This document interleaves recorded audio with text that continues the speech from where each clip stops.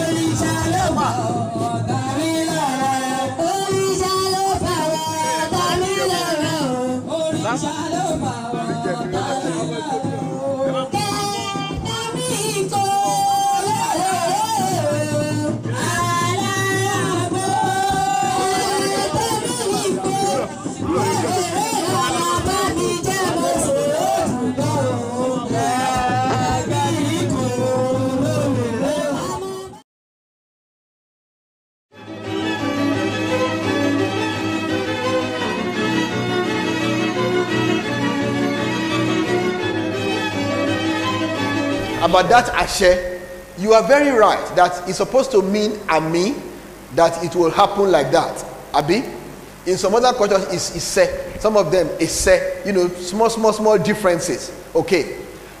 The problem why some men of God frown at it in Yoruba land is that there is also a demon bearing that same name. There is a demon they called Ashe, which when a person engages, whatever that person says will happen. You understand now? So there is a demon that bears that name in this part of the world, or of the nation. So if anybody you are praying and somebody is saying Ashe, that pastor will suspect that person. That's why they frown at it around here. There are some other ones like that people are not aware of.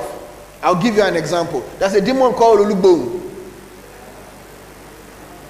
But some people don't know. Some people will pray for you and say, Bo Olugbo. You think they're talking about God. No. There's a demon that has that name around this area. Spirit of divination. You understand? But the average person who doesn't know will think they are talking about God. And it's not. So that's why they frown at using Ashe in this place. If you want to say Ami, say Ami. Amen. At least no demon is yet bearing that one. At least no demon is bearing that one, yes.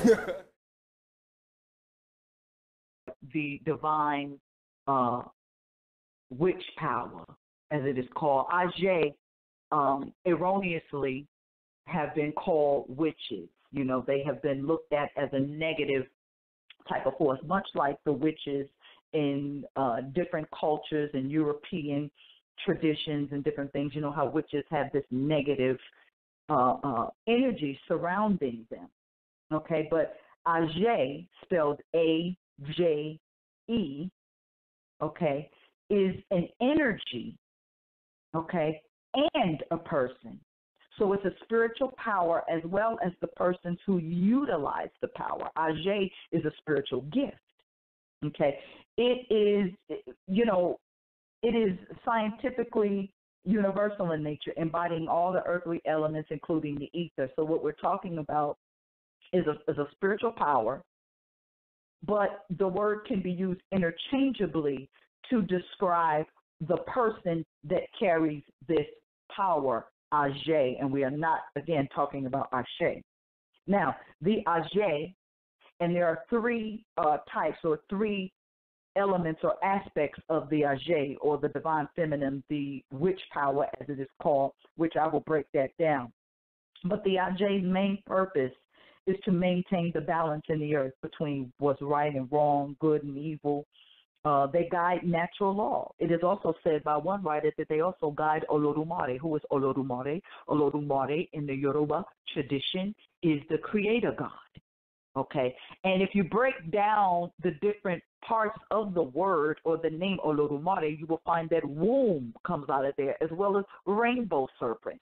Okay, so Olodumare, although it is given a masculine association, it is completely respective of divine feminine power.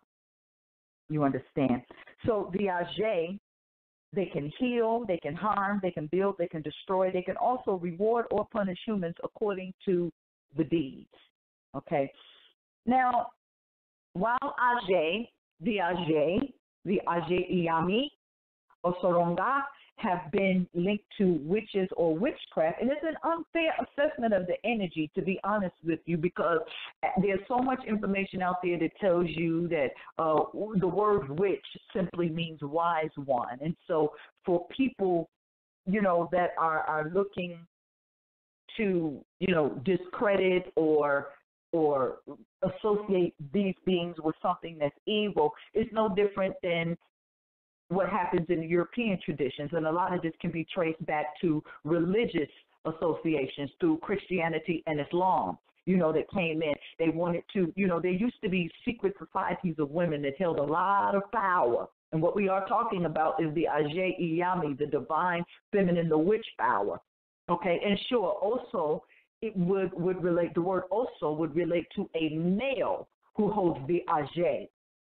Okay, but the majority of those who hold the Ashe energy are women, in fact. Okay, now we know that the word witch means wise woman. Okay, and again, most of the possessees of the Ashe are mostly women. Okay, because we are talking about a divine feminine principle. Okay, now the word Iyami means mother. The word Ashe is associated with the word witches. Ashe energy is witch power. And Ashe, if you want to break it down, are associated with birds, really all type of birds. The bird is the spiritual symbol of the Ashe. Why? For several reasons, if you want to break it down. I didn't read this anywhere, but I did my meditation. They wouldn't let me sleep, the Ashe. The birds are messengers. Birds lay eggs. They protect their eggs. When you look at owls and vultures and parrots, these are some of the birds that have been associated with the Ashe, but think of what type of birds they are, mainly. Now, I want to break down, because we've only got a little bit of time and I've got a lot of information.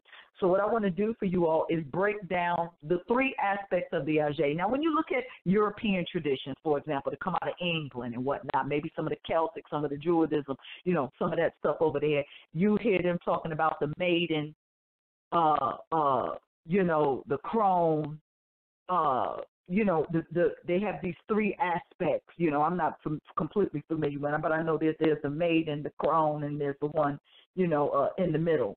The crone is the old one, the maiden is the young one. But here, there's a different principle that we follow in the Yoruba pantheon. or the Yoruba teachings. We have Ashe Dudu, Ashe Pupa, and Ashe Funfun. Now, Ashe Dudu, like Dudu assumes soap, and don't go getting all crazy, associate Dudu with shit, because if you disrespect the Ashe, you will bring down a very, very, very wrathful situation on yourself. So you want to be careful. Now, Ashe Dudu has to do with black witches. Again, similarly likened to black witches of other cultures. It is said, by a lot of cultures that black witches are responsible for illness, for disease, such things as infertility, making people sick, making folk lose their job, anything that is associated with quote-unquote black magic. I'm going to do another upload at another time explaining to you all that there is not such a thing as black and white magic. That there's only intent. There's magic. Magic is energy, universal energy that anybody has the ability to tap into. Anyway, so the Ashe Dudu, or black witches, have been associated with these type of negative things, but they do not kill. They do not have the power to kill. In other words, Olumare did not give them the power to kill. They can only wreak havoc. Okay. Now, you have Ashe Pupa, which are red witches. Very different in nature and by far the most dangerous. Okay. Why? Why is that? Because the red witches, they can kill, they drink blood, they eat flesh, and they do not forgive. Meaning that if you piss one of the Ashe Pupa off, you might as well run for the hills. You might as well run for cover. In fact, there is nowhere for you to run because you will not find cover. You understand? Now, it is not easy to become initiated into Ashe Pupa at all. Okay? And we'll talk a little bit more about initiations because different writings all over the web and all over the net, they feel differently about initiations, but I'll get off into that in a moment. Then you have Ashe Funfun, which are white witches. And according to black witches, white witches, what you all know in Western society, black magic, white magic, all of those different things, the power that is so-called associated with white gives you the power to heal, protect, bring blessings, grant wishes, prosperity, different things like that. I want to touch on the Ashe Dudu for a second, though, because the Ashe Dudu, like a lot of black witches, have been associated with all of these harmful and ill things. But what about when someone is attacking an Ashe Dudu, or one of their children, or one of their family? Remember, we are talking about embodying a very fierce and powerful divine feminine aspect. Okay, and so suppose that Ashe Dudu, one of their children are being attacked, or one of their loved ones are being attacked. So in a counterattack, is that wrong? So remember, we have to remember intention here. Okay, now there are certain attributes that are attributed to the Ashe. Okay, Ashe Iyami. Okay, there is Agogo Enu. Agogo Enu, which is the power of the tongue. And my beloved Baba told me this is one of the attributes that I have, that I should be very, very, very careful. He said, my daughter, you have to be careful the words that you speak because there is power in your words. See, this is something that you feel, this is something that you think, but when you have a very old, 80-something-year-old, Baba, confirming these things for you, not that it's supposed to give you more validity in who you are, but when, somebody takes the time to, do your reading and do all of these things and break down everything about yourself, things begin to make sense. Things begin to become a little bit more clear to you as of why certain things I would speak on my husband or my children or other ones, and certain things would make manifest. So now once you become a student under someone, a guru, a teacher, and make yourself a student of esoteric teachings and knowledge, things become more clear. So there is Agogo Enu, which is the power of the tongue. And you must be careful because you can heal or destroy with your words. Okay. Then there is Ofa Ashe Kita, which is a somewhat of shooting a spiritual arrow. And this is done in dreams. This is done in the etheric realm, meaning that I can go into a meditation, lock myself on a target, and if it were my intent to harm you or shoot a spiritual arrow to you, I would not miss the mark. Very rarely with that power would an Ashe miss the mark? You understand? Then you have the spirit, some sort of a spiritual vaginal power, which is called Umusu Ashe.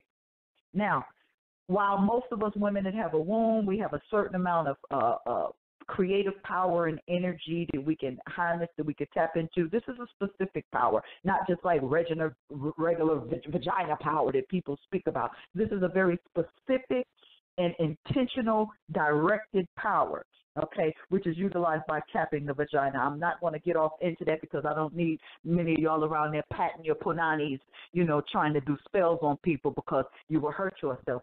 I'm simply and merely bringing forth this information as a way for you to go and do your own research and search more if this is something that interested you. And I had to do it. It's not so much that I'm doing it for you. The Ashe would not let me rest, to the point of manifesting, I promise you, physical illness until I realized. They said, you're doing all this research and all of these different things.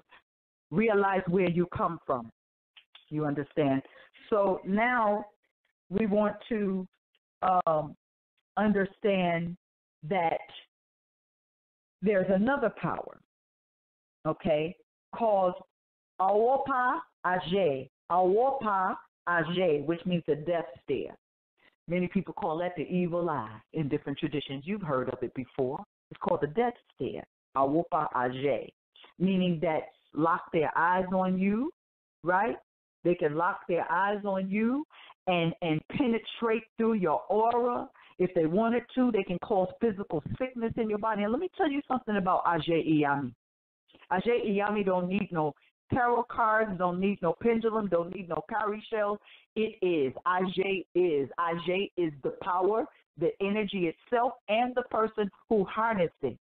Now, you will find that many Ashe will, like myself, will use different tools, but it is not necessary, so don't get it twisted. Don't get fooled by what you see on YouTube. You see, there are a lot of people out there who are claiming to be things that they are not. One of the other things about Ashe, especially those that have considered themselves to be initiated into Ashe, which I believe that there are varying degrees of commentary on this. Some people feel that you cannot be initiated into Ashe, that you have to be born into it, which is true. The energy has to be passed down from like a mother to a daughter. In my case, a grandmother to a granddaughter. It has to be passed down, okay? There were societies of these women, like, for example, I never understood why my mother did not name me. My mother allowed a group of women who was around shortly after the time of my birth. They named me, and my government-born name actually translates to mean dark prophetess. So funny enough, I have lived into that name. I have grown into that name. Dark not necessarily meaning evil and wicked. Understand that. Now, again, this death stare can be given to anyone if the Awopa Ashe is activated. All right. Then you have Igba Iwa, which is a sacred calabash and an Iyami bird. And remember, I talked to you a while ago about the spiritual symbols for the Ashe being birds. Okay. Then another aspect or another power of Ashe Iyami is Ashe, which is the do as I say power. And that is given by Olodumare. You understand what I'm saying? It is completely given by Olodumare. If I have time, I want to read a little piece of this article by Raymond Prince. Now, again, how do you get this Ashe power? You have to be born into it. Again, it can be passed down. There is Imuniwo Egbe. It's an initiation that can happen through genes, where the Ashe Iyame choose you and they initiate you. You know, you can seek it, or you can just not be looking at it at all, and then just one day finding yourself not being able to tear away or get away from certain teachings of knowledge. It's just a part of who you are. It's calling you. It's drawing you. Ashe Iyami. Now, there are some people that believe that you may be initiated by a Baba, but a Baba initiating an Ashe Iyami or one into Ashe is kind of like secondhand, because that Baba would only be reaching into or calling out to the Ashe Iyami themselves. Okay, and as it is written, and as I have read, that a Baba can only initiate Ashe Funfun. Okay, period. So once again, to summarize that, you have to be born into it. You can seek it and diligently, if they choose to let you in, the Ashe Iyami Ani, they can choose you and initiate you like that. Now, Ashe, the Ashe, let me put the, because there's the Ashe, the three aspects of these witches, these wise women. Okay, again, you have Ashe Dudu, okay, you have Ashe Funfun, okay, and then you have Ashe Pupa, which are red witches, the most dangerous of them all. And don't forget about the different aspects that they have as well. Okay, how do you feed Ashe? First of all, there's really no shrine. There's no shrine because Ashe is a power that's anywhere. You understand what I'm saying? And you have to be a possessor of that particular energy. There's no shrine dedicated to Ashe or anything like that. For one, that you're not going to be able to close them in like that. But you also feed them through Eshu Elekbara. Remember this, that Eshu is not the devil. You look at Christianity, you look at Islam, which believe in a Satan and a Shaitan and all of these things. African and traditional perspectives do not entertain the thought of one evil person just fucking up life for everybody. It doesn't work like that. But now, you can feed the Ashe through Eshu Elekbara. And remember one talk that I did on Eshu, I let you know that you cannot communicate with any deity without first going through Eshu Elekbara.